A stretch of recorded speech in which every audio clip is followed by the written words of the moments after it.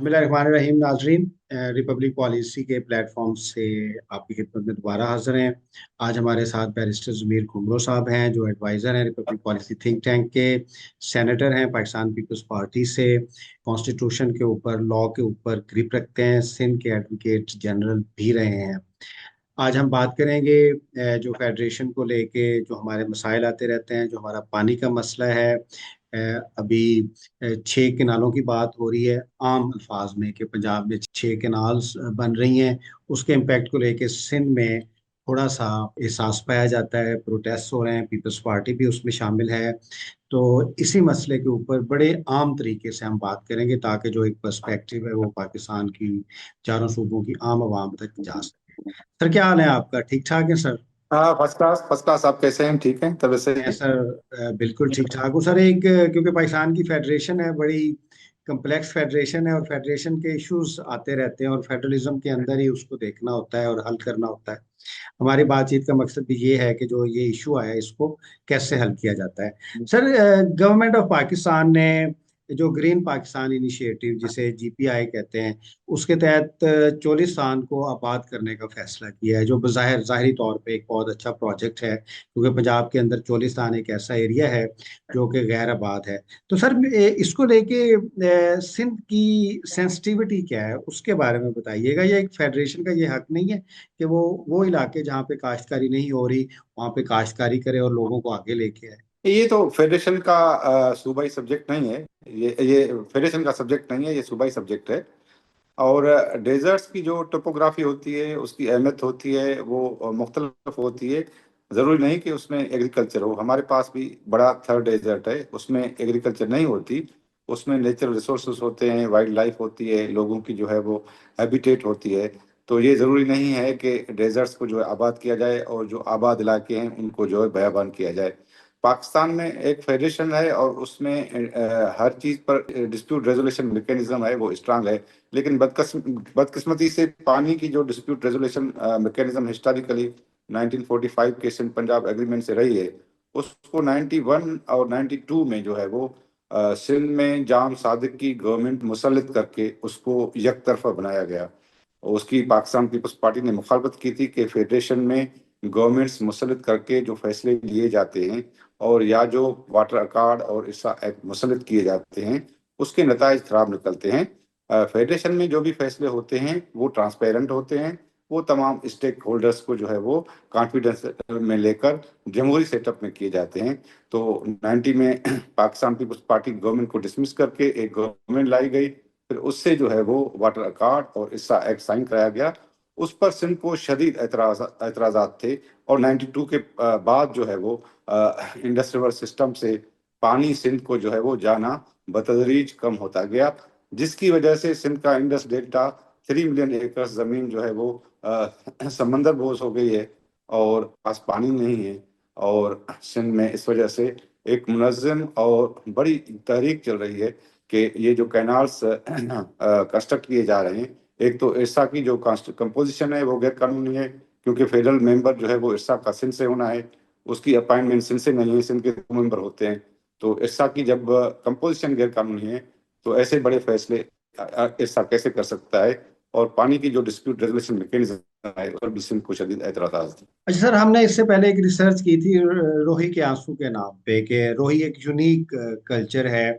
और रोही में क्योंकि हमने विजिट भी किया, रोही किसी भी लिहाज से सर पंजाब नहीं है ना ये सिंध है, बल्कि इसकी एक यूनिक आइडेंटिटी है। जहाँ पे सराइकी बोलते हैं और नोमैडिक ट्राइब्स हैं, बाद में ये कोलोनाइज्ड हुआ, अब्बासी आए। वैसे अब्बासी क्लेम करते रहे ये हमारी रियासत है। अब्बासियों की कैसे रियासत होगी? अब्बासियों ने तो कोलोनाइज किया था, फिर ये बाद में दाऊदपुर के जाके थे, शिकारपुर के। ये सर एक्चुअली भावलपुर की ये, मैं चोलिस्तान की बात कर रहा हूँ जिसे हाँ, नहीं रोमांटिकली नहीं, ये जो अब्बासी हैं, भावलपुर वाले अब्बासी हैं, ये एक्चुअली बुनियादी तौर सिंध पर ये से आए। दाऊद पोटे हैं, शिकारपुर के। जी जी जी। सिंध से आए थे। ये हाँ, ये उधर उस वक्त कॉलोनाइज हुआ, बाद में फिर बलोच सरदार भी कुछ आए, फिर इधर क्योंकि वो डिफरेंट स्कीम्स आती रही, फिर इधर सेंट्रल पंजाब के जाट भी उधर जाके बात हुई। तो बेसिकली ये कॉलोनाइज इलाका है और मजीद कॉलोनाइजेशन हो रही है। अच्छा, इसके पर्सपेक्टिव में भी हम बाद में बात करेंगे। लेकिन सर अगर आप इंडस बेसिन ट्रीटी की बात करें जिसमें 3 दरिया ब्यास, रावी और चनाब जो थे वो इंडिया को दे दिए गए। अब सर ये बहुत बड़ी सेक्रीफाइस पंजाब ने की थी कि जो असल पंजाब है, पोठवार भी पंजाब नहीं है, सदर्न पंजाब भी पंजाब नहीं है। अब जो सेंट्रल पंजाब है, जो असल पंजाब है, जो रिलेट करता था इंडियन पंजाब के साथ, उसके सारे दरिया सिवाय दरिया चनाब के, ज़ाहिर वो भी कश्मीर से आता है, तो ये दरिया तो सारे इंडिया को चले गए थे। तो अब पंजाबियों का क्या कसूर है? अब पंजाबियों के ऊपर इतनी ज्यादा क्रिटिसिज्म क्यों होती है कि सिंध के पानी को हाथ ना लगाया जाए, या सिंध की जो ट्रिब्यूटरीज हैं वो भी दरिया सिंध में आती हैं जाके, ज़ाहिर है वो कोटमिटन में दरिया सिंध एक बन जाता है। तो ये आप समझते हैं कि ये क्रिटिसिज्म अनफेयर नहीं है एट टाइम्स? नहीं, ये क्रिटिसिज्म इस हवाले से अनफेयर नहीं है, क्योंकि लोग समझते हैं कि जब भी मार्शल लॉ होता है वो पंजाब का रूल होता है, फॉर्चुनेटली और अनफॉर्चुनेटली। तो जब मार्शल लॉ लगाया जाता है तो उसमें जो फैसले होते हैं उसमें जो है वो प्रीपॉन्डरेंस एक सूबे की होती है, तो वो दूसरे सूबे जो है वो उसके अफेक्ट होते हैं। इस वजह से जो है वो दूसरे सूबे ये ट्राई करते हैं कि मार्शल लॉ लगाकर जो फैसले लिए जाते हैं वो फेडरेशन के मफाद में नहीं होते, क्योंकि मार्शल लॉ होता ही वन यूनिट है। तो इंडस बेसिन ट्रीटी की जो आपने बात की, उससे पहले 1945 में सिंध पंजाब एग्रीमेंट हुआ था, वो भी मुतनाज़ था, क्योंकि पंजाब की जो सरजमीन है वो 5 दरियाओं की है, जिसमें चुनाब, झेलम, आपकी रावी, ब्यास और सतलज सतलज आ जाते हैं। वहां से हिस्टोरिकली उनको पानी जाता था, इंडस से पानी जाता था सिंध को, क्योंकि वो सिंध इंडस को फीड करती थी। और पंजनद पर जो है वो इन नदियों का जो पानी होता था वाफर मिकदार में, वो भी इंडस में आता था। ये अरेंजमेंट 45 से पहले था, लेकिन 45 में ये कहा किया गया कि इंडस रिवर सिस्टम को मिला के पानी की तकसीम की गई, जो पहले नहीं थी। पानी की तकसीम कैसे की गई कि 48% जो है वो यूनाइटेड पंजाब, इंडियन पंजाब भी, ये पंजाब भी और खैबर पख्तूनख्वा का पानी था। 48% जो है वो सिंध का पानी था। 4% जो इजाफी पानी था वो बलूचिस्तान और कुछ इजाफी बचता था उसमें जाता था। तो ये पानी की जो विरासत की गई ना, इससे मसाइल जो है वो बढ़े। पहले पानी की विरासत नहीं थी, इंडस का पानी सिंध को जाता था, पंजाब 5 नदियों से पानी लेता था, और वहाँ जो है वो पंजनद पर जो है वो सर्टेन क्वांटिटी ऑफ वाटर वो आती थी जो सिंधु में बहती थी, और ऊपर कोई बड़ी स्कीम जो है वो हम बनाने का पाबंद नहीं था। तो 47 के बाद जो इंडस 1960 में ट्रीटी हुई, उससे पंजाब इस तरह से मुतासर हुआ कि 3 दरिया उधर चले गए। वो भी तो ईस्ट पंजाब में है ना, वो भी तो पंजाब है ना, हरियाणा है, ईस्ट पंजाब है, हिमाचल है, वो तीनों पार्ट थे मौजूदा पंजाब के। लेकिन 1991 के अकॉर्ड में जो 48% पानी खैबर पख्तूनख्वा और यूनाइटेड पंजाब का था वो सेम रखा गया। ईस्ट पंजाब का पानी जो है वो इंडस रिवर सिस्टम से नहीं काटा गया, हालांकि 3 नदियां उधर चली गई, वो पंजाब का पानी सेम रहा। हमारा पानी जो 60% से ऊपर था वो काटा गया, हमारा पानी 42% किया गया, सिंध का पानी। इस वजह से कि इंडस रिवर सिस्टम में जो है वो पानी तीन से बचता ही नहीं है। जो आपके दुआबे हैं चिनाब और झेलम के बीच में, या चिनाब और रावी के बीच में, या रावी और सतलज के बीच में, वो आबाद हो देते रावी सतलज और ब्यास के पानी से। वहां से पानी आना बंद हो गया। तो पंजाब ने जब इंडस से पानी लेना शुरू किया, जो पहले कम लेता था ना, पहले तो 25% से भी कम लेता था, और पहले तो लेता ही इंडस से, क्योंकि वो उनकी 5 नदियां जो है वो उनके पास थी। तो जब लेना शुरू कर दिया तो क्राइसिस ये हुआ, सिंध को पानी जाना बंद हो गया। और 92 के बाद तो बतदरीज उसमें कमी आ गई। तो मौसमी हालात भी ऐसे रहे कि जो है वो इंडस में या दूसरी नदियों में जो है वो क्लाइमेट चेंज की वजह से पानी एक तो कम आना शुरू हो गया, और ऊपर जो ग्लेशियर जो है वो पिघलते हैं वो तेजी उसमें आ गई, और अनएक्सपेक्टेड जो फ्लड्स थी कभी कभी वो आ जाती हैं, कभी कभी पानी ज्यादा आ जाता है। तो इस वजह से ये क्लाइमेटिक चेंज प्लस जो है वो इंडस बेसिन ट्रीटी जो की गई, प्लस जो पंजाब का सेम पानी 48% रखा गया, उसको उसमें जो है वो कमी लानी चाहिए थी, और वो जो सिंध के पास पानी कम हो गया, उससे बड़े हालात सिंध में खराब हैं। जिसकी वजह से सिंध के लोग रिएक्ट कर रहे हैं कि एक तो हम पर पानी का जो अकाल था वो मुसलत किया गया, नंबर 2 क्लाइमेटिक चेंज की वजह से पानी नहीं आ रहा, और दूसरा इरसा की जो डिस्ट्रीब्यूशन है पानी की वो भी मुतनाज़ है, वो भी सही नहीं कर रही, टेलीमेट्री सिस्टम भी नहीं है, मंगला से कितना पानी निकलता है, तरबेला से कितना निकलता है, उसका कोई पता नहीं पड़ता। तो इस वजह से जो ये क्राइसिस ऑफ कॉन्फिडेंस है सूबों के दरमियान, वो फेडरेशन को अफेक्ट कर रहा है, बहुत जी। बहुत बुरे तरीके से अफेक्ट कर रहा है। अच्छा, इसमें सर क्योंकि एग्रीव पार्टी सिंध भी है पंजाब में, अगर आप पंजाब के आपने तोपों की बात की, अगर आप माझा देखें, माझा पंजाब का हार्ट था। तो ज़ाहिर है माझा जो लैंड थी वो डिवाइड भी हुई, और अब जो नारोवाल शेखुपुरा कसूर और लाहौर जो माझा के एरिया, उसके पास तो अपना दरिया नहीं, पहले इसको रावी और सतलज सराब करते थे। सर अब क्योंकि पानी कम है, पंजाब भी एग्रीकल्चरल सूबा है जिसकी बुनियाद एग्रीकल्चर है, इस तरीके से सिंध भी है। सिंध के अपने ग्रीवियंसेस हैं। अब सिंध ये कहता है कि सिंध में एक ही दरिया है, कोई दूसरी ट्रिब्यूटरी नहीं है। अब सक्कर बराज के नीचे जहाँ एक दरिया है। अब सिंध का दूसरा इशू ये है कि जो सी लैंड, जो सी है वो भी ठट्ठा और दूसरी लैंड को बहुत ज्यादा डिस्टर्ब कर रहा है। तो वो टोटल एक वाटर का सर इशू है। तो सर एग्रीव्ड अब सिंध भी है, एग्रीव्ड पंजाब भी है, क्योंकि पानी है नहीं। तो जो रेजर्वॉयर्स हैं वो हम बना नहीं सके, क्योंकि बहुत ज्यादा पानी बाज़ हमारा समंदर में चला जाता है। सर इसमें तो फिर रेजर्वॉयर्स हमारे पास होने चाहिए थे। नहीं, क्वेश्चन रिजर्वायर्स का नहीं है, और क्वेश्चन ये है कि पंजाब को तो वही पानी था जो 45 के एग्रीमेंट के तहत मिला ना। पंजाब के लिए तो 3 जो रिवर्स हैं वो तो गई नहीं इंडिया को, वो तो सेम ही है। उसका उसका हिस्सा पानी का 48% वही है। उसने खैबर पख्तूनख्वा को भी अपने हिस्से से 6% पानी नहीं दिया, वो सिंध के हिस्से से दिया। ये जो समझौता जो है वो किया गया 91 में, जाम साथ की मुसल्लत गवर्नमेंट थी, वो किसी कंसल्टेशन के बगैर किया गया। उसमें हिस्टोरिकल फैक्टर नहीं देखे गए। उसमें जो है 45 का एग्रीमेंट नहीं देखा गया जो सिंध और पंजाब के दरमियान था। उसमें जो है वो उससे पहले की सूरत हाल नहीं देखी गई। उसमें इंडस वाटर ट्रीटी, जिसमें 3 नदियां उधर चली गई, उसको जो है वो अकाउंट में नहीं लाया गया। खैबर पख्तूनख्वा कहाँ से हिस्सा लेगा, उसको खातर में नहीं लाया गया। ये इशू अगर ट्रांसपेरेंटली जो है वो कंसल्टेशन के साथ हल हो जाते तो मेरे ख्याल में पानी की जो रिजीम थी हमारे पास वो फेयर होती। अभी जो पानी की रिजीम है फेयर नहीं है, ट्रस्ट नहीं है। इस वजह से सूबे जो है वो आपस में पानी के इश्यूज पर लड़ रहे हैं। और नंबर 2 कि डिस्ट्रीब्यूशन जो इरसा की है, इरसा में देखें पहले पंजाब और सिंध पानी के 2 बड़े स्टेक होल्डर्स थे। 48% पानी उसका था, यूनाइटेड पंजाब का था, 48% पानी सिंध का था। तो अभी इरसा में क्या किया गया कि 3.8% जो बलूचिस्तान पानी लेता है उसको भी एक वोट है। 42% जो सिंध लेता है उसको भी एक वोट है। 5.8% जो खैबर पख्तूनख्वा लेता है उसको भी एक वोट है। और फेडरल गवर्नमेंट का जो हिस्सा नहीं, पानी में शेयर नहीं है, वो रेफरी का किरदार अदा करती थी, पहले न्यूट्रल होती थी, उसका भी एक वोट है। लेकिन वो एक वोट जो फेडरल का हिस्सा मेंबर है वो बाद में सिंध को दिया गया बाय नोटिफिकेशन, और उसको 17th अमेंडमेंट में प्रोटेक्शन भी आ गई। तो ये इस्सा का जो डिसीजन मेकिंग का जो सिस्टम है वो उसके हिसाब से डिसीजन मेकिंग जो है वो उसके पास नहीं है। अभी 2 मेंबर सिंध के बनते हैं, वो भी 2 नहीं, अभी 1 है।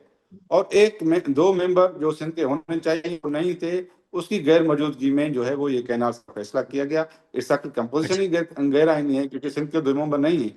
तो इस अच्छा वजह सर, से क्योंकि मेरे ख्याल में क्योंकि सर जो हमारे फेडरल स्ट्रक्चर्स हैं हम उनको फंक्शनल नहीं कर सके। अब आपने इरसा की बात की, उसमें रिप्रेजेंटेशन के इश्यूज हैं। सीसीआई जो एक फोरम हमने 18th अमेंडमेंट के बाद उसको रिवैम्प किया, अब उसके अंदर इश्यूज हैं। अब सर हम थोड़ा इसको आगे लेके चलते हैं। बेसिकली आपने शुरू में कहा क्योंकि अब जो वाटर है ये प्रोविंशियल आता है, एक प्रोविंशियल एग्रीकल्चर प्रोविंशियल डोमेन में है। अब सर जो जीपीआई है उसके तहत तो सर ये किनाल्स जो है ये तो सतलुज से निकाली जाएंगी, और सतलुज में पानी है नहीं। और इसका शायद रैशनल ये है कि कभी अगर बहुत ज्यादा पानी आता है सतलुज में, सैलाब आता है, तो उस वक्त ये पानी उधर मोड़ा जा सकता है, दूसरे दरियाओं से मोड़ा जा सकता है। ये अलहदा बहस है कि जो जो सतलुज का सारा पानी है वो इंडिया राजस्थान में ले गया है, और सतलुज मैं देखता हूँ अक्सर वो तो अब बिल्कुल खाली पड़ा है। तो अगर दरिया सतलुज जो आप पहले कह रहे हैं पंजाब का एक दरिया है, अगर उससे नहरें निकाली जाती हैं इस उम्मीद के ऊपर या उन ट्रिब्यूटरीज के ऊपर कि यहाँ पे सैलाब आएगा और ये पानी एक किस्म से रिजर्व हो जाएगा, तो इसमें तो सर सिंध का इतराज नहीं बनता ना। नहीं, उसमें देखें सिंध का एतराज बनता है, क्योंकि आर्टिकल 155 में ये लिखा हुआ है कॉन्स्टिट्यूशन में कि अगर किसी भी सूबे में कोई पानी की स्कीम शुरू की जाती है, उससे दूसरा सूबा अफेक्ट होता है, तो वो अपनी complaint council of common interest में ला सकता है। सिंध इस वजह से अफेक्ट होता है कि पानी की तमाम जो अवेलेबिलिटी है वो यहाँ जो है वो लाई गई है, इंडस से लाई जाती है डिफरेंट कैनाल्स के जरिए। थल कैनाल हो, चश्मा कैनाल हो, वो वहां से निकाले गए हैं, और वो हम सिंध की कंसेंट के बगैर निकाले गए हैं। तो उनको ये खदशा है कि भाई ये एक्सपीरियंस राजस्थान में भी फेल हो चुका है, इंडिया में भी फेल हो चुका है। डेजर्ट में कोई दरिया जो है वो, कोई कैनाल्स जो है वो कामयाब नहीं हुए। इतना पैसा खर्च कर रहे हैं, और जब डिसीजन मेकिंग आपकी जो है वो इन अकॉर्डेंस विद कॉन्स्टिट्यूशन नहीं है, इस की कंपोजिशन सही नहीं है, तो आप केयर टेकर गवर्नमेंट के दौरान ये इतने बड़े फैसले कर रहे हैं। ये किसने इजाजत दी है गवर्नमेंट को? इलेक्शन में ऐसे होता है कि केयर टेकर गवर्नमेंट के आखिरी दिन में 7 फरवरी को 8 फरवरी को इलेक्शन थे, कि आप कैनाल्स की डिसीजन करें। कैनाल से तो सब मुतासर होंगे ना, जब पानी होगा ही नहीं तो कहाँ से आएगा? फाइनली तो इंडस पर जो है वो फर्क पड़ेगा। सिंध के लोगों को ये रिजर्वेशन है कि ये पानी कैनाल्स के लिए इंडस से लिया जाएगा, और वहां से जो है वो लिंक कैनाल्स के जरिए, जैसे दूसरे इलाकों के लिए कैनाल और चश्मा लिंक कैनाल से पानी लिया जाता है, इस तरह से वहां से पानी, क्योंकि सतलज में तो पानी है ही नहीं। तो इस पर इतनी रकम, जो रकम भी तो फेडरेशन की है ना, वो रकम इस पर खर्च करना, ये किस हिसाब से जो है वो सही है? तो फेडरेशन में तो फैसले इस तरह से होते हैं कि भाई सारे बैठते हैं और फेडरेशन के मफाद में करते हैं कि किस सूबे का क्या मफाद है, उसको भी देखा जाता है। तो ये जो फैसले हुए हैं केयर टेकर गवर्नमेंट के दौरान, इस पर जो है बड़ा मिसट्रस्ट है, और सिंध के लोगों को इतने एतराज आते हैं। बड़ी मूवमेंट चल रही है।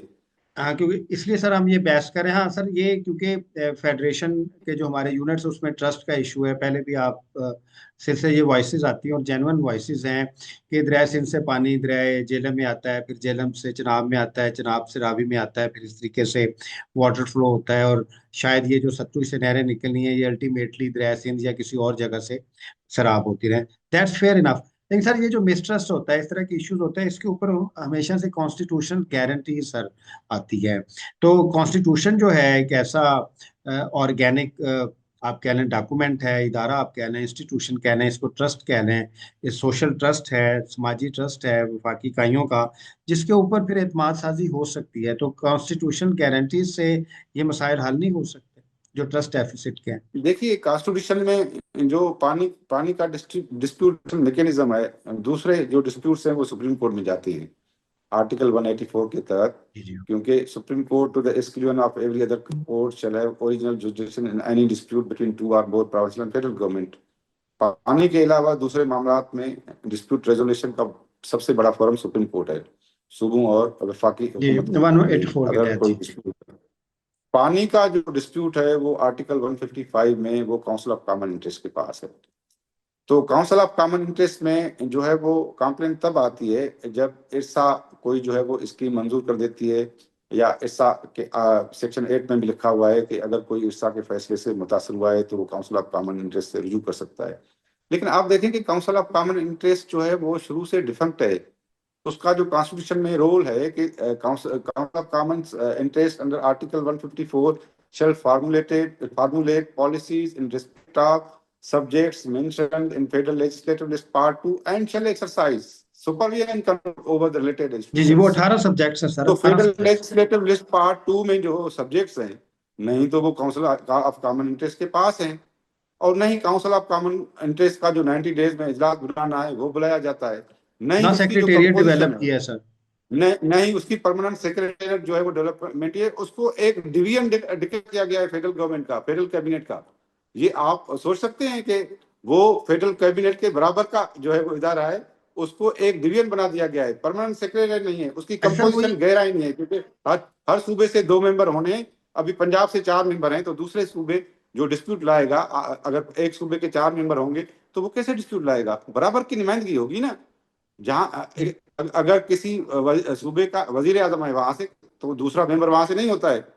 अभी जो फेडरल गवर्नमेंट ने नोटिफिकेशन जारी किया है वो चार चार मेंबर एक सूबे से, 2 खैबर पख्तूनख्वा से, बाकी सिंध और बलूचिस्तान से एक एक मेंबर है। ये कौन सी कंपोजिशन है? अच्छा सर, ये जो जो सुप्रीम सीसी कोर्ट की जैसी कंपोजिशन होती रही है माजी में। सर, जो तो कॉन्स्टिट्यूशनलिस्ट काउंसिल हैं। कॉमन इंटरेस्ट तो डिफंक्ट है। इस वजह से यस। पानी की जो डिस्प्यूट रेजोल्यूशन मैकेनिज्म है वो डिफंक्ट है। वो है ही नहीं ऑन द फील्ड, वो एक्टिवेट ही नहीं है। तो इस वजह से सूबे रहे हैं दूसरे फेडरेटिंग यूनिट्स कि भाई जो है वो काउंसिल ऑफ कॉमन इंटरेस्ट पर, उनके सब्जेक्ट्स पर आपका कब्जा है।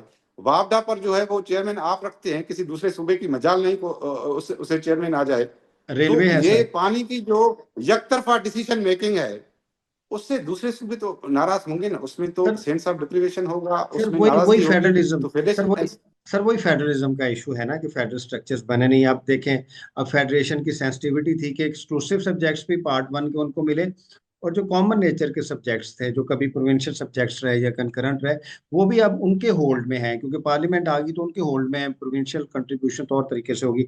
अब सर, ना सीसीआई सर्विस बनी है जहाँ पे ऑल पाकिस्तान सर्विस आना चाहिए था, ना ये परमानेंट सेक्रेटेरिएट बना है, ना 18 सब्जेक्ट्स को कंट्रोल करने का कोई ह्यूमन रिसोर्स है, ना उसके ऊपर कोई पॉलिटिकल एग्जेक्टिव है, ना उसको उस तरीके से चलाया गया। हत्ता कि ये गारंटी थी कि ये फेडरेशन को चलाया जाएगा इसके जरिए। इसके सर अपने इंटरेस्ट है, वो हम बाद में बहस करेंगे। अब सर दोबारा इसके ऊपर आते हैं सर।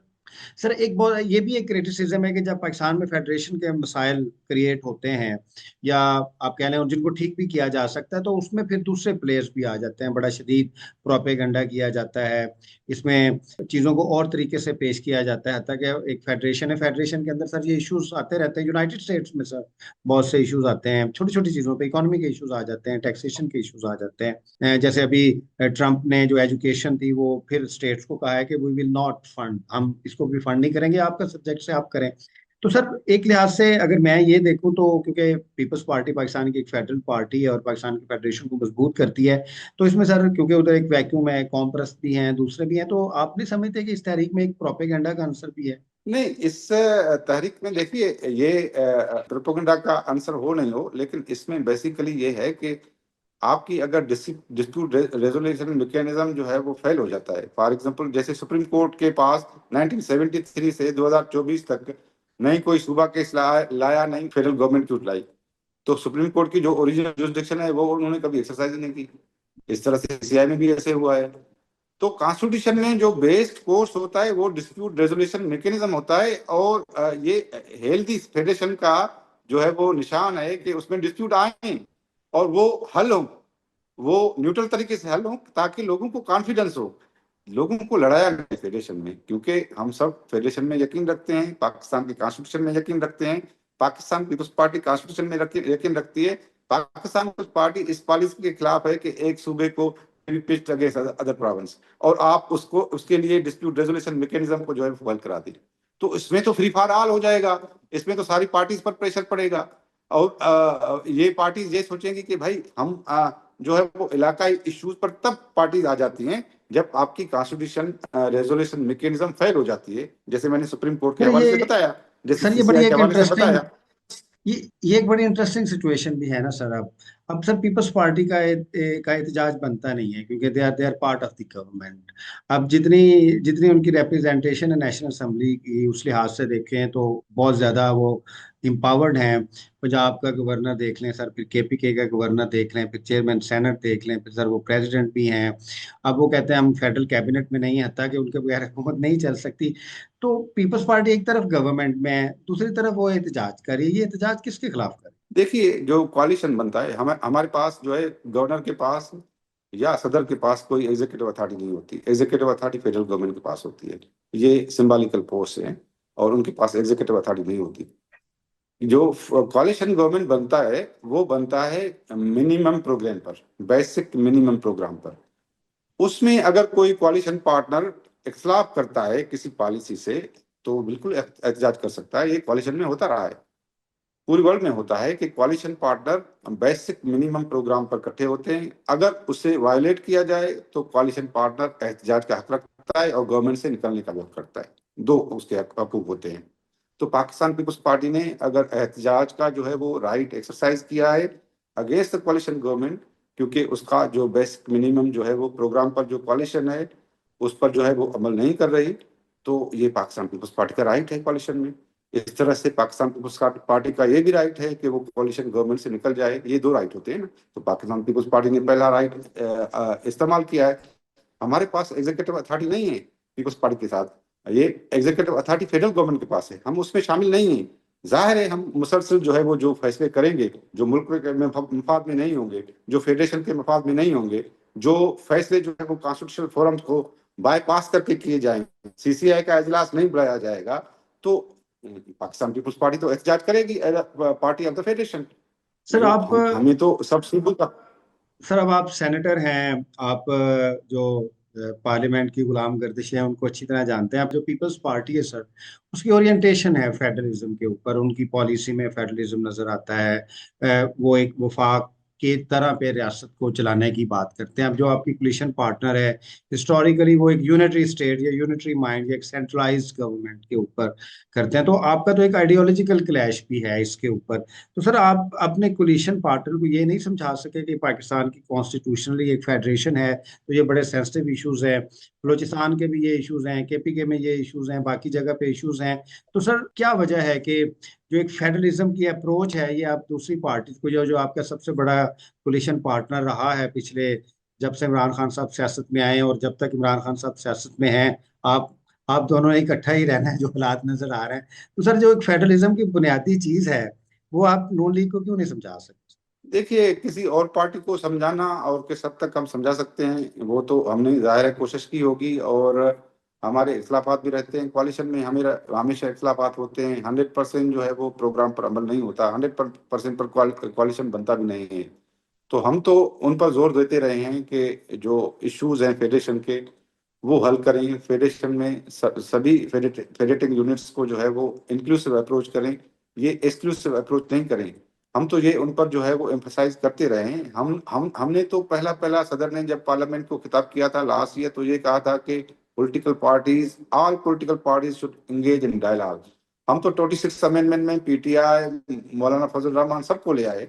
गवर्निंग जो पार्टी थी, जो रूलिंग पार्टी थी, उसका इतना कंट्रीब्यूशन नहीं था जो हम ले आए थे। सभी पार्टीज को एक टेबल पर बिठाया था, और फेडरल कॉन्स्टिट्यूशनल कोर्ट की बजाय जो है वो एक डिल्यूटेड फॉर्म आ गया, 26 अमेंडमेंट का कॉन्स्टिट्यूशनल बेंच बना। वो जैसे पॉलिटिकल पार्टीज ने डायलॉग किया था, वो जो भी था हमारे अमल नहीं हो सका, लेकिन डायलॉग से जो है वो एक अमेंडमेंट आई थी। तो ये सियासत में तो ये होता है, सभी पॉलिटिकल पार्टीज जो है वो इकट्ठे होती हैं, और किसी पॉलिटिकल पार्टीज को जो है वो एक्सक्लूड नहीं किया जाता।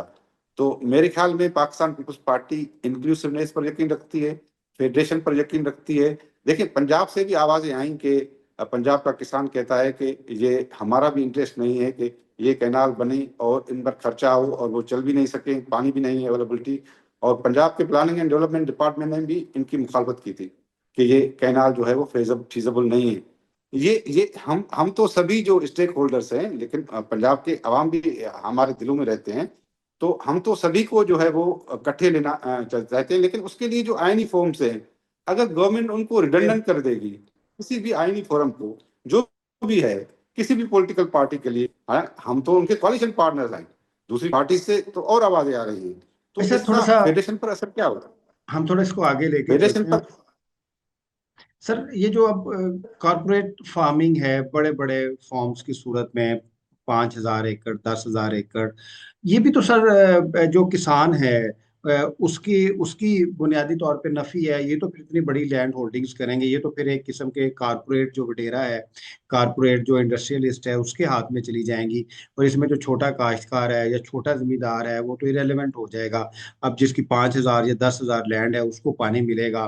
तो पंजाब के इर्द गिर्द और सिंध की हद तक ये बड़ा एक जस्टिफाइड चीज है। और सर दूसरा, क्योंकि इश्यूज भी हैं अब सर, थर और थल का, और ये चोलिस्तान का एक इशू है, सहरा में पानी नहीं होते, उनकी वाइल्ड लाइफ को इशू है। पाकिस्तान में ड्रॉट चल रहा है, ग्लेशियर्स मेल्ट हो रहे हैं, बारिशें होती नहीं, क्योंकि हमारा जो सर रिवर्स हैं वो मेल्ट करते ही है जब बर्फ, तो उससे दरिया बनते हैं। अब ये बारिशों से तो दरिया नहीं बनते ना सर, उस लिहाज से अब सर इश्यूज हैं बलूचिस्तान के लिए भी, सिंध के लिए भी, केपी के लिए भी, और पंजाब के लिए भी। पानी सबको चाहिए, एग्रीकल्चरली सबने आगे बढ़ना है। तो अब सर इसकी हल की तरफ बढ़ते हैं।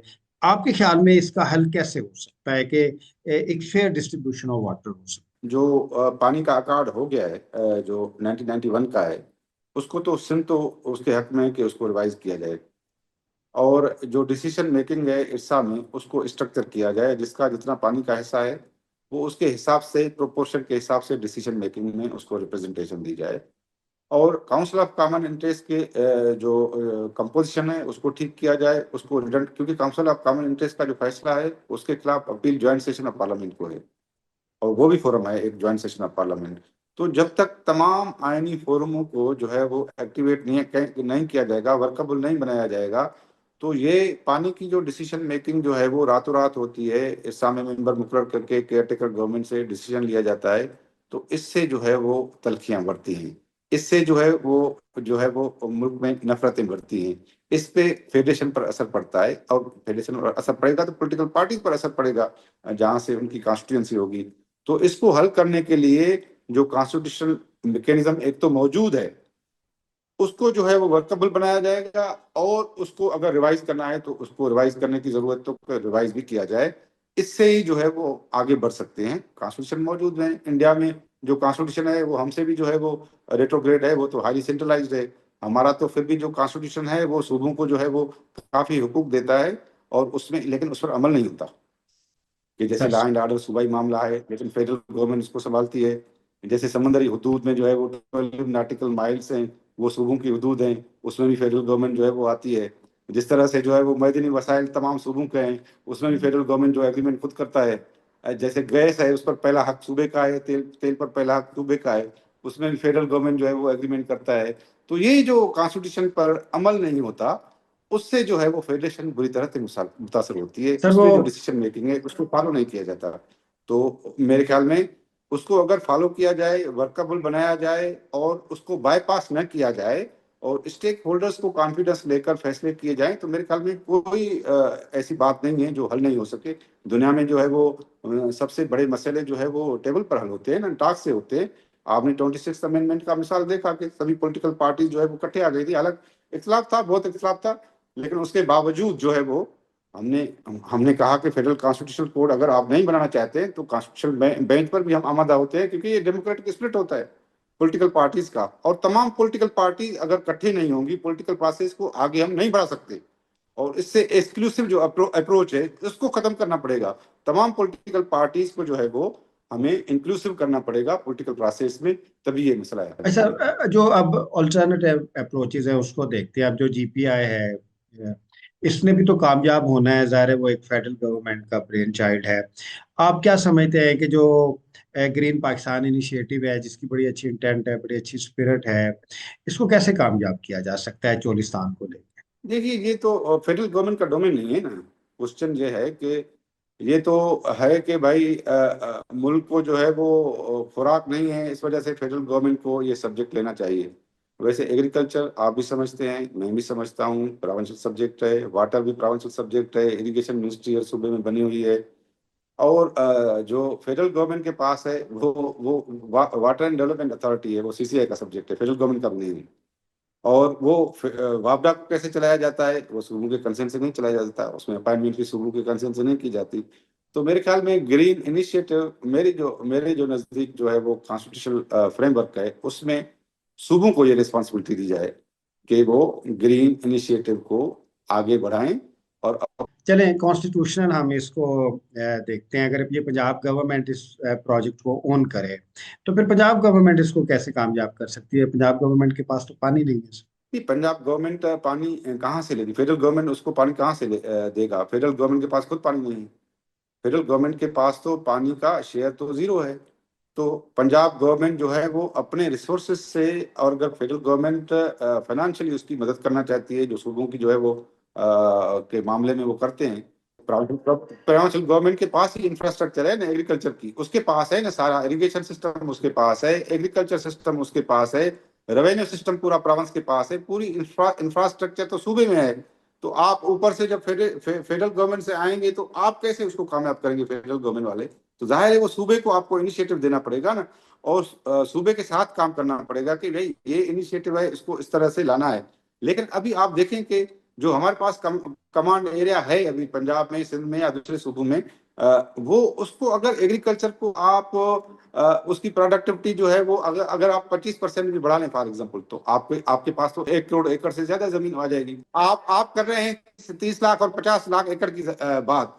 अगर आप इस जमीन की जो हमारे पास जिसके लिए पानी मौजूद है, इसकी प्रोडक्टिविटी बढ़ाते हैं, तो उससे आपको तो 1 करोड़ से ज्यादा जमीन मिल जाएगी, उसकी प्रोडक्टिविटी मिल जाएगी। तो मेरे ख्याल में जो हमारे पास अवेलेबिलिटी है जमीन की, जिसपे पानी जा रहा है, उसके मैनेजमेंट की जरूरत है, उसकी प्रोडक्टिविटी बढ़ाने की जरूरत है, उसमें पानी मैनेज करने की जरूरत है। बजाय कि हम जो है वो अपनी आबाद जमीन को जो है वो डेजर्ट कर दें और डेजर्ट को आबाद करने जा रहे हैं। This is wrong approach, I think so.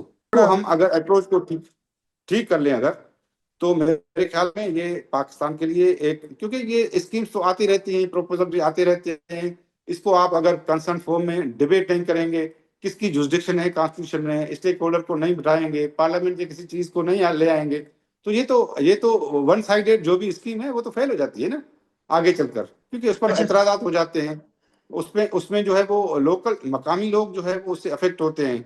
Sir. पूरा पूरा एक पैकेज है ना, ये तो एनवायरमेंट अफेक्ट होता है, पानी की अवेलेबिलिटी अफेक्ट होती है। तो मेरे ख्याल में ऐसी स्कीम लाने से पहले तमाम जो कॉन्स्टिट्यूशनल फॉर्म्स हैं उसमें डिस्कस किया जाए, और किसकी जुरिडिक्शन है, कौन इसको इंट्रोड्यूस करेगा, किसका कॉन्स्टिट्यूशनल मैंडेट है, उसको देखा जाए। तो कॉन्स्टिट्यूशनल मैंडेट में रहकर अगर काम किया जाता है तो उससे मजा भी आता है, उससे लोग भी खुश होते हैं, उससे फेडरेशन भी मजबूत होती है।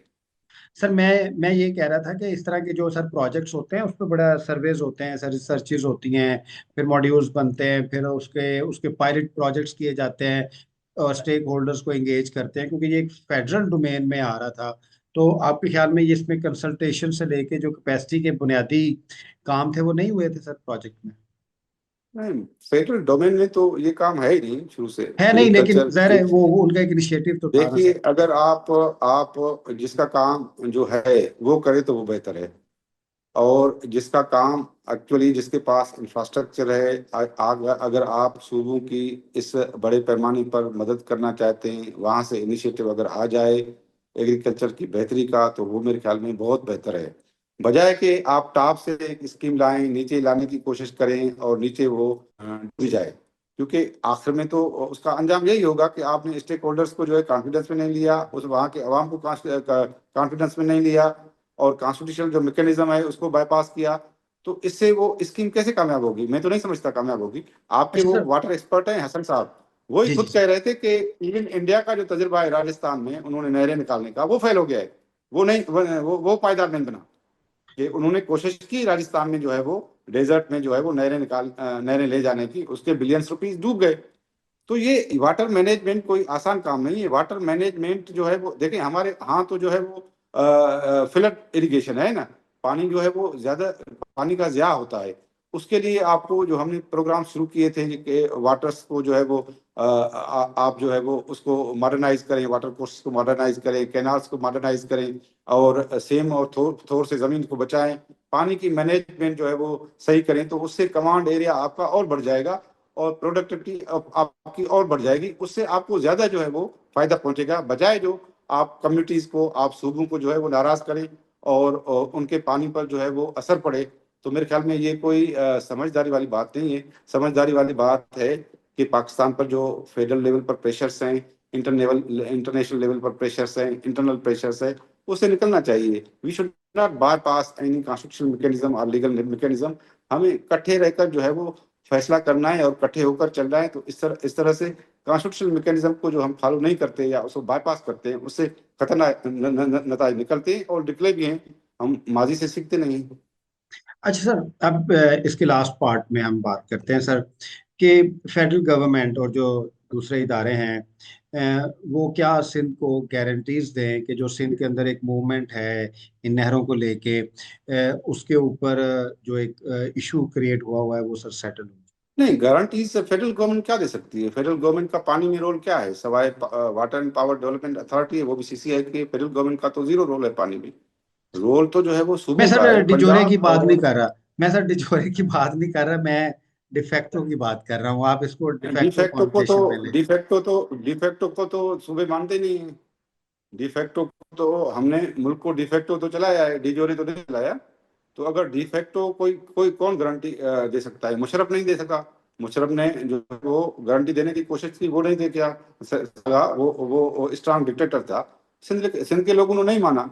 ये तो देखें, ये बात होती है, ये प्रोसेस होता है। सूबों के दरमियान भी बातें होनी चाहिए ना, क्योंकि इस पे पानी में जो दो बड़े स्टेक होल्डर्स हैं, पंजाब और बलूचिस्तान और खैबर पख्तूनख्वा, तो 8-9% पानी लेते हैं, ज्यादा नहीं लेते हैं। बाकी तो पानी जो डिस्ट्रीब्यूट होता है वो तो सिंध और पंजाब के दरमियान होता है। तो अगर सिंध और पंजाब में कोई टास्क नहीं है, कोई प्रोसेस नहीं है, वो आपस में बात नहीं करते पानी के इश्यूज पर, तो और कौन गारंटी देगा? नहीं, कॉन्स्टिट्यूशन का जो जो स्ट्रक्चर है ना, वो स्ट्रक्चर जो है बिल्कुल ठीक है। और जो जो सिंध को जो एतराज आते हैं वो हैं पानी की डिसीजन मेकिंग जो इरसा में की गई है, वो उससे क्योंकि वो मुसरत किया गया जाम सादिक की गवर्नमेंट में, उसकी जो डिसीजन मेकिंग है वो प्रोपोर्शनलिटी की बुनियाद पर नहीं है। तो वो सिंध हमेशा ये कहता है कि यार दूसरे सूबों के 4 जो है वो वोट है, मेरा 1 वोट है, मेरा आधा पानी है, मैं डिसीजन मेकिंग में जो है आई एम डिसएडवांटेज। और हमेशा जो है पाकिस्तान में जमहूरी सिस्टम होता नहीं है, दूसरे सूबों में गवर्नमेंट स्टार्ट की जाती है तो वोट तो मेरे खिलाफ होता है, और वो जो डोमिनेंट प्रोविंस है फेडरेशन में वो वोट ले लेता है। यही सिंध को एतराज आते हैं ना, आपस में हम भाई कोई बात छुपाते नहीं ना। तो सिंध को ये एतराज है कि ये स्टेट मामला नहीं है, ये तो बिल्कुल डायलॉग का मामला है कि सिंध और पंजाब के लोगों में, दानिश्वरों में, गवर्नमेंट में, क्योंकि बड़े स्टेक होल्डर तो सिंध एंड पंजाब हैं, उन्होंने कभी आपस में बात नहीं की। वो फेडरल गवर्नमेंट से जो है फैसला होकर आता है और वो लोग उस पर जो है वो एहतजाज करते हैं कि भाई ये फेडरल गवर्नमेंट का पानी में क्या स्टेक है। वो आपदा भी रख के बैठे हैं जो सीसीआई का सब्जेक्ट है। चेयरमैन कभी सिंध का नहीं बना, कभी बलूचिस्तान का नहीं बना, हमेशा वो अपर का होता है। तो क्यों नहीं वापडा का चेयरमैन जो है वो सिंध से क्यों नहीं बनाते? क्योंकि सीसीआई का सब्जेक्ट है, चारों सूबों का जो है वो रोटेशन पर होना चाहिए। तो इस अच्छा तरह सर। से फेडरल गवर्नमेंट जो पानी के फैसले मुसल्लित करती है सूबों पर, जबकि उसका मैंडेट भी नहीं है, तो वो लोग एहतजाज करते हैं कि फेडरल गवर्नमेंट का डोमेन भी नहीं है और वो पानी के फैसले जो है वो सूबों पर मुसल्लत कर रही है। तो इस वजह से रिएक्शन होता है। अच्छा सर, पंजाब के अंदर फिर सदर्न पंजाब को लेके एक और सेंटिमेंट पाया जाता है। अब हम पंजाब की बात करें, जाहिर है साउथ पंजाब का जो प्रोविंस है उसकी बात होती है, फिर भावलपुर जो रियासत है वो अपना सूबा बनाना चाहती है, उनके अपनी कल्चरल आइडेंटिटी के इश्यूज हैं। तो सर पंजाब के अंदर सदर्न पंजाब भी एक महरूमी का शिकार है, और जो सदर्न पंजाब है उसकी बेस लाइन एग्रीकल्चर है। अब अगर आप पंजाब की बात करें उसमें एग्रीकल्चर भी है, अब उसमें इंडस्ट्री भी है, उसमें सर्विस सेक्टर भी बहुत आगे आ गया, लेकिन जो सदर्न पंजाब है वो भी प्राइमरीली जो है उसकी जो महरूमियां हैं वो उसी सूरत में दूर होंगी अगर वहाँ पे एग्रीकल्चर स्ट्रांग होगी। और ये जो चोलिस्तान का पार्ट है, एक बहुत बड़ा पार्ट है, तो सर उनकी ग्रीवियंसेस भी तो फेडरेशन ऑफ पाकिस्तान में बड़ी अहमियत रखते हैं ना। अब आप इसको पंजाब के लेंस से ना देखें, फर्ज करें कि साउथ पंजाब एक अलहदा सूबा है, फिर तो आपका ये कॉन्फ्लिक्ट जो है ये सदर्न पंजाब के साथ आएगा ना। अगर फर्ज करें उसका नाम सराइकिस्तान रख लेते हैं, मैं मिसाल दे रहा हूँ, तो ये तो सराइकिस्तान और सिंध का इशू आएगा ना, पंजाब तो साइड पे हो जाएगा इससे। सराय की आवाम जो चोलिस्तान में रहते हैं उनसे आप सर्वे करा लें, वो तो कहते हैं कि हमें कहना नहीं चाहिए, ये तो कोई और बंदे आ रहे हैं जो जमीन ले रहे हैं। आपने जो कॉलोनीज बनाई है वहाँ सराय की एरिया में, वो तो उसके खिलाफ रिएक्शन करते हैं ना। क्योंकि पंजाब की जो इलाके हैं वहां से तो सराय की एरिया का पानी जाता है, हमें तो वही पानी आता है जो ऊपर से जो है वो। क्योंकि आपको पता होगा कि 1817 में जो है रंजीत सिंह ने मुल्तान पर कब्जा किया था, अपने बेटे का नाम मुल्तान सिंह रखा था। वही सोच जो है वो तख्ते लाहौर में पाई जाती है कि ये हमारा मफतू इलाका है, मुल्ताना सिंह वाला। ये इससे निकलना होगा। पाकिस्तान इज अ फेडरेशन, और जो इवन सूबों में जो बैकवर्ड कम्युनिटीज हैं, हमारे पास भी हैं, पंजाब में भी हैं, उनको ऑन बोर्ड लेना होगा। आप चोलिस्तान में जाते हैं, उनसे पूछते नहीं हैं, सराय की आवाम से पूछते नहीं हैं, वो उसकी मुखालफत करते हैं, आप जमीन किसी और को देते हैं। तो वो चोलिस्तान के लोगों से राय जब ली गई तो उन्होंने कहा कि हमें तो चाहिए ही नहीं, हम तो इस जिंदगी में जो है, या हमारा हैबिटेट है, हमारी जमीन है। उन्होंने तो पिटीशन दाखिल कर दी जो है वो बावलपुर बेंच में कि यहाँ जो है वो ग्रीन इनिशिएटिव नहीं चलाया जाए। तो मेरे ख्याल में जो कम्युनिटीज सूबों में हैं, अभी सराय की सूबा तो नहीं बना क्योंकि ये तो हिस्टोरिकल उनके साथ रॉन्ग है। बहावलपुर के भी जो है वो जो नवाब सादिक वाले हैं, वो भी तो शिकारपुर के दाऊद पोटे अच्छा हैं, sir, basically they are from sir ये वैसे ना, शिकारपुर। सर ये सिंधियों और पंजाबियों ने वैसे मसाइल खड़े किए हैं ये सर, मतलब कि ये ये एक ही नहीं, नहीं मैं है। नहीं समझता सिंधियों और नहीं, सिंधी और पंजाबियों का इशू नहीं है ये। नहीं मेरे देखें सुनिए सर। मुल्क तब नहीं, मुल्क तब स्ट्रांग होता है जब आप डिफरेंसेस बिल्कुल खत्म हो जाएंगे, जब आप जो है वो कॉन्स्टिट्यूशन के तहत मुल्क चलाएं। अमेरिका में कैसे हुआ है, इंडिया में कैसे हुआ है, दूसरी फेडरेशन में, ऑस्ट्रेलिया में कैसे हुआ है, कनाडा में कैसे हुआ है। उनके कॉन्स्टिट्यूशन, ऑस्ट्रेलिया का देखेंगे कॉन्स्टिट्यूशन, कनाडा का कॉन्स्टिट्यूशन वही गवर्नमेंट ऑफ इंडिया एक्ट के तहत जो है वो वही बनाया गया था। सर मैं तीन और फेडरेशन, बात इंडियन करने जा फेडरेशन, रहा था, मैं ऑस्ट्रेलियन मैं मैं फेडरेशन। सर और बात करना चाह रहा था। अब सर जो सिंध के ट्राइब्स हैं वो भी जाट और राजपूत हैं सर। वो राजा दाहिर से लेके सारे दायरे, बाद में बलोच उधर आए सरदार। पंजाब में भी वही जाट और राजपूत ट्राइब्स हैं सारे, और सदर्न पंजाब में बलोच हैं। वो तो सर वही लोग हैं, वही फैमिलीज हैं, बस थोड़ी सी पंजाबी में थोड़ा सा मॉडिफाई करें सिंधी बन जाती है, सिंधी को मॉडिफाई करें पंजाबी बन जाती है। तो सर ये इनका तो इनका वो कोई झगड़ा इंडस है नहीं सर कोई बहुत बड़ा मेरे ख्याल में। मुझे तो सर ये थोड़ा सा लिंग्विस्टिक इनमें वेरिएशंस हैं, अदरवाइज तो ये एक ही लोग हैं सर। नहीं, राजा डार की बॉर्डर तो कलर कार तक थी। जी जी, और वही तो मैं उसका कह रहा हूँ। उसके बेटे को जो है वो कश्मीर के राजा ने जो है वो सियालकोट वाली रियासत दी थी जब उसको डिफीट हुई थी कि तुम अपने हो, ये संभालो। तो मेरे ख्याल में ये जो हिंद को एरिया है या सराइकी एरिया है, ये भी सिंध में था। और 632 में बड़ी चार एम्पायर्स थी, सिंध था, ईरान था, रोमन एम्पायर था और अरेबिया था। USA was not discovered, Europe was in dark ages. वो रोमन एम्पायर वाले अपना कैपिटल कॉन्स्टेंटिनोपल मौजूदा इस्तांबुल में ले आए थे, क्योंकि वहां से जो है इनकम इतना नहीं होता था। तो हमारी तो बड़ी एम्पायर थी सिंध की, जिसकी 16 सर लाख एकड़ उसको, जो है वो सर ये लोग आबादी एक थी। ही हैं। तो सर ये सिंधी और पंजाबी एक ही लोग हैं, एक ही फैमिली है, एक ही इनकी देखिए, ब्लड इंडस के लाइन है। हवाले से तो आप देखें, उनकी लैंग्वेजेस डिफरेंट है। इंडस के हवाले से तो आप देखें कि इंडस रिवर सिस्टम में जैसे हिंद को है फॉर एग्जांपल, हिंद को तो 80% उसमें आप सिंधी के वर्ड्स जो है वो होंगे, सराइकी में यस यस। होंगे, ऐसे फिर इस तरह सिंध से के इर्द पंजाबी गिर्द में भी सारी हैं। सिंधी बोली जाती है। जी जी। और तो हम तो ये तीनों लैंग्वेज समझते हैं। आप बोलेंगे पंजाबी में मैं समझ जाऊंगा, आप हिंद को बोलेगा मैं समझ जाऊंगा, सराइकी बोलेगा समझ जाऊंगा। लेकिन फेडरेशन को चलाने के लिए दो, देखें, एक गांव में भी जो है डिस्प्यूट हो जाता है। यस, फेडरेशन के एडमिनिस्ट्रेटिव चलाने के लिए रूलर्स। कॉन्स्टिट्यूशनल जो मैकेनिज्म है वो लोगों को इकट्ठे रखती है।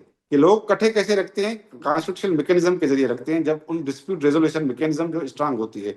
आपका वो डिस्प्यूट रेजोल्यूशन मैकेनिज्म अगर गांव में भी जैसे ट्राइबल एरियाज में होता था, वो भी अगर डिसइंटीग्रेट होता है तो जो है वो इलाका डिस्टर्ब हो जाता है। तो इस वजह से कॉन्स्टिट्यूशन को बाईपास करना, लीगल मैकेनिज्म को बाईपास करना, या आप पानी की लीगल रिजीम जो है वो किसी सूबे पर मुसलत करना, ये मेरे ख्याल में मुनासिब नहीं है। ये ये बिल्कुल, क्योंकि ये सर जो है वो कॉन्स्टिट्यूशन के तहत जो मैकेनिज्म है उसको फॉलो करना चाहिए। बिल्कुल जैसे दूसरी फेडरेशन चल रही है, इंडियन फेडरेशन चल रही है, ऑस्ट्रेलियन चल रही है, कनाडियन चल रही है, अमेरिकन चल रही है। पाकिस्तान की फेडरेशन जो है वो बिल्कुल जो है वो नेचुरल कंपैक्ट है, फेडरेशन। और उसमें, हाँ हाँ, नेचुरल फेडरेशन है, उसमें इंक्लूसिवनेस और लाना चाहिए। कि यस। इंक्लूसिव हो, पॉलिटिकल पार्टीज भी इंक्लूसिव हो। हम तो हमारा तो पाकिस्तान पीपल्स पार्टी का यही है। सदर ने भी खिताब किया था कि ये डायलॉग बिल्कुल पॉलिटिकल पार्टीज को दो स्टेप पीछे हटना चाहिए और डायलॉग करना चाहिए, आपस में बैठना चाहिए, ताकि सिविलियन सुपरमेसी स्ट्रांग हो। सर उस वक्त दैट्स उससे फेयर, पाकिस्तान चलेगा। दैट्स फेयर, क्योंकि sir Pakistan peoples party, Pakistan Tehreek Insaf, Pakistan Muslim League Noon, तो जिस पॉलिटिकल पार्टी के साथ पाकिस्तान लग गया तो इट मीन्स के वो पूरे फेडरेशन को रिप्रेजेंट करना चाहती है। सर जो हमारी पूरी बहस हुई है, अभी हम इसको कंक्लूड करते हैं आखिरी एक दो क्वेश्चंस में। सर जो आप हमारी सारी बहस हुई है या जो आप कहते हैं वो, उससे ये मुझे लगा है कि हमारा एक कॉन्स्टिट्यूशन है, कॉन्स्टिट्यूशन में फेडरल स्ट्रक्चर्स हैं, फेडरल गारंटीज हैं, फेडरल रिप्रेजेंटेशन है। जो हमारे इदारे हैं फेडरेशन को कनेक्ट करने के, मजबूत करने के, पार्टिसिपेशन के, रिप्रेजेंटेशन के, वो फंक्शनल नहीं है। अगर वो फंक्शनल हो जाएं अपनी फेडरल स्पिरिट में, तो ये मसाइल मसाइल नहीं रहेंगे। बिल्कुल सही है, मैं इससे एग्री करता हूँ आपसे कि जो भी कॉन्स्टिट्यूशनल मैकेनिज्म है, जो लीगल मैकेनिज्म है, उसको बाईपास नहीं किया जाए, जल्दी में फैसले नहीं किए जाएं, ट्रांसपेरेंट फैसले किए जाएं, और तमाम सूबों को जो है वो फेडरेशन में रिप्रेजेंटेशन दी जाए, जो कॉन्स्टिट्यूशन में लिखा भी हुआ है आर्टिकल 38G में, कि all provinces shall have shares in the federal services and corporations and institutions, and if there is less representation of any province, it shall be compensated immediately. तो ये फेडरेशन को जो है हमें इंक्लूसिव बनाना है। किसी को निकाल कर दूसरे लोगों को जो है वो ये एहसास नहीं दिलाना है कि आप जो है वो इस मुल्क के बाशिंदे ही नहीं हैं। तब ये एहसास जब जुड़ेगा, वो कॉन्स्टिट्यूशन से जुड़ेगा, रूल ऑफ लॉ से जुड़ेगा, इदारे ऐसे ही डेवलप होंगे, इस तरीके से होंगे। और पॉलिटिकल पार्टीज में अगर कंटिन्यूस डायलॉग होगा तो और भी फेडरेशन मजबूत होगी, और ये जो मसाइल हम देख रहे हैं वो बिल्कुल एड्रेस किए जा सकते हैं। बिल्कुल उसमें कोई दो राय नहीं है, बिल्कुल एड्रेस हो जाएंगे विद इन द कॉन्स्टिट्यूशन। लेकिन उनको फंक्शनल करना पड़ेगा, वर्कबल बनाना पड़ेगा। Sir last question. Sir federalism के ऊपर बहुत रिसर्च होनी चाहिए, बहुत बहस होनी चाहिए, ये एज ए सब्जेक्ट पढ़ाया जाना चाहिए पाकिस्तान में। पर जितने भी पॉलिटिकल वर्कर्स हैं, जितना हमारा एक्टीमिया है, जितने हमारी पॉलिसी मेकर्स हैं, उनको फेडरेशन के बारे में, फेडरलिज्म के बारे में पता होना चाहिए। लेकिन पाकिस्तान में सर फेडरलिज्म जैसे सेंसिटिव सब्जेक्ट, पूरा एक स्ट्रक्चर है, गवर्नेंस पॉलिटिकल मॉडल है, इसके ऊपर सर बिल्कुल ना रिसर्च होती है, ना अवेयरनेस है, ना इवन पार्लियामेंटेरियंस को भी नहीं पता, पॉलिसी मेकर्स को भी नहीं पता, हमारी ब्यूरोक्रेसी को भी नहीं पता। तो सर ये फेडरलिज्म क्यों इम्पोर्टेंट है, हमें इसको क्यों पढ़ाना चाहिए एज ए सब्जेक्ट, इसको बहुत ज्यादा शाया क्यों करना चाहिए, इस पे अवेयरनेस क्यों क्रिएट करनी चाहिए? बिल्कुल मैं आपसे 100% एग्री करता हूँ कि फेडरलिज्म को उस तरीके से देखा ही नहीं गया, क्योंकि यहाँ जो सेंट्रलाइज फोर्सेस हैं वो बड़ी शुरू से मजबूत रही हैं। वो सेंट्रलाइज आप सर्विसेज देख लें, या आप सेंट्रलाइज दूसरी स्ट्रक्चर्स देख लें, वो उनका ये मफाद होता है कि फेडरलिज्म को सही रुख में जो है वो नहीं परखा जाए, और सही रुख में फेडरलिज्म को जो है वो नहीं लाया जाए। जैसे सीसीआई का आपने मिसाल देखा कि वो डिफरेंट है, उसके सब्जेक्ट्स जो है वो फेडरल कैबिनेट चला रहा है। कितनी जो है वो अनकॉन्स्टिट्यूशनल बात है कि एक कॉन्स्टिट्यूशनल फोरम है इक्वल टू कैबिनेट, उसके डिपार्टमेंट्स, उसकी मिनिस्ट्रीज जो है वो फेडरल कैबिनेट चला रहा है।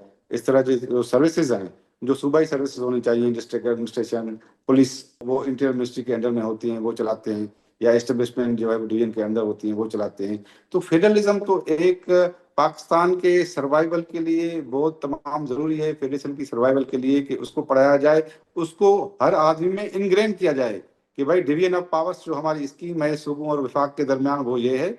उसके बाद दूसरी चीजें आती हैं। पहले तो डिवीजन ऑफ पावर आती है कि सूबों और विफाक के दर, क्योंकि विफाक खुद तो कुछ भी नहीं है ना, it is sum total of the provinces. वो जो वहां से प्रोविंसेस से लोग आते हैं ना, बाकी तो बुनियादी तौर पर सूबे तो पहले ही यहाँ थे। आपको जो है वो कॉन्स्टिट्यूशन में फेडरल गवर्नमेंट बनाना पड़ता है। तो फेडरल गवर्नमेंट को आपने पावर्स दे दिए, और फेडरल गवर्नमेंट ये कहती है कि हमने आपको बनाया है, सूबों को बनाया है, हालांकि सूबे फेडरल गवर्नमेंट बनाते हैं। तो फेडरल गवर्नमेंट तो सपोर्टिव गवर्नमेंट होती है, original governments are provincial governments. तो इस फेडरलिज्म को जो है वो मेरे ख्याल में पढ़ाया जाए, यूनिवर्सिटीज में पढ़ाया जाए, और इस्लामाबाद की सतह तक ब्यूरोक्रेसी में और तमाम इदारों में जो है वो उसको आम किया जाए, इनग्रेन किया जाए, ताकि लोगों का जो माइंड सेट जो सेंट्रल है वो उससे निकल पड़े। कि ये जो हेरारिकल माइंड सेट है, फेडरेशन कभी हेरारिकल नहीं होती। फेडरेशन जो है वो हॉरिजॉन्टल होती है, वर्टिकल भी नहीं होती, कि एक जो है वो इदारा दूसरे के अंडर में डिवीजन ऑफ पावर्स होता है। जैसे सुप्रीम कोर्ट और हाई कोर्ट के अंदर डिवीजन ऑफ पावर्स है, फेडरल गवर्नमेंट और प्रोविंशियल के दरमियान डिवीजन ऑफ पावर्स है। इस तरह से पार्लियामेंट और प्रोविंशियल असेंबली के दरमियान डिवीजन ऑफ पावर्स है। ये हॉरिजॉन्टल है, ये कोई किसी के जो है वो मातहत नहीं है, कॉन्स्टिट्यूशनल बाउंड्रीज में उनको रहना है। तो मेरे ख्याल में ये फेडरलिज्म का सब्जेक्ट जो है बड़ा कॉम्प्रिहेंसिव है। इसको तमाम अकेडमीज में, इसके तमाम इदारों में, बल्कि एज ए सब्जेक्ट पढ़ाना चाहिए। इससे जो है वो मुल्क में और जो है वो आपकी एजुकेशन पर बड़ा असर पड़ेगा, माइंड सेट पर बड़ा असर पड़ेगा, और लोगों के दरमियान जो है वो भाईचारा और बराबरी की बुनियाद पर जो है वो रहने का जो है वो सलीका आ जाएगा। सर बहुत शुक्रिया आपका। Federalism thank you very Pakistan का मच। मुस्तकबिल है, हमारे थिंक टैंक का बुनियादी थीम है। आज हमने कोशिश की कि फेडरलिज्म के तनाज़ुर में जो कैनाल्स का इशू आ रहा है उसको आसान और नॉन टेक्निकल तरीके से आवाम के लिए पेश किया जाए। उम्मीद है आपको हमारा प्रोग्राम अच्छा लगा होगा। अगर आपको हमारा प्रोग्राम अच्छा लगे, हमारे चैनल को जरूर सब्सक्राइब कीजिएगा। आपका बहुत शुक्रिया। अल्लाह हाफिज़।